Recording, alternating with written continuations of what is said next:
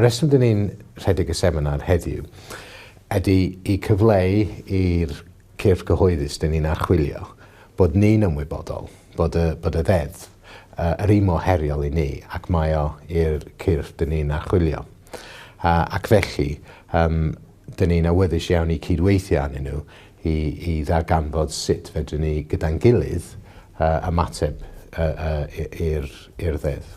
Y prif neges ydy'r ffaith bod yn arwynebol, bod beth sy'n y ddeddf yn edrych yn cyfarwydd iawn. Hynny yw, mae'r nodau sydd gennym ni yn y ddeddf yn sôn am Cymru lywyrchus, Cymru iachach ac yn y blaen.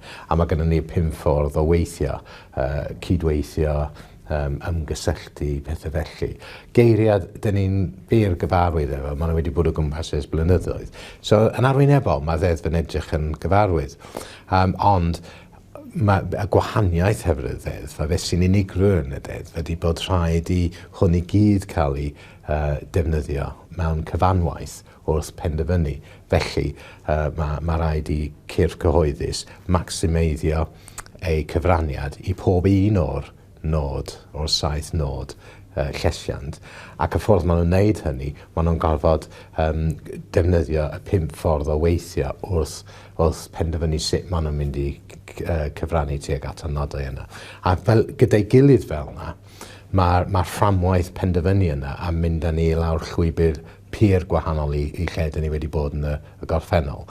Ac mae yna gyfle fanna i ni a'n cydweithwyr yn archwil mewnol cydweithio i sicrhau bod ni'n gallu ymateb i'r cyfleon a codi i'r heriau.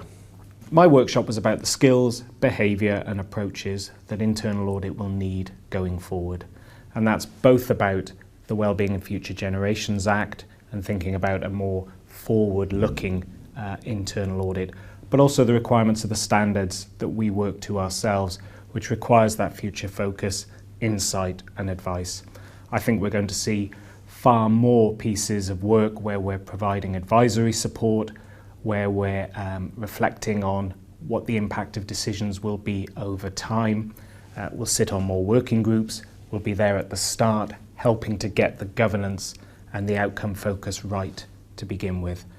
That poses some real challenges for us around the skills that we have, around our behaviours and our place within the organisation. We really need to be at the top table, a critical friend and a trusted advisor. That's a big challenge for us. It's a fantastic opportunity.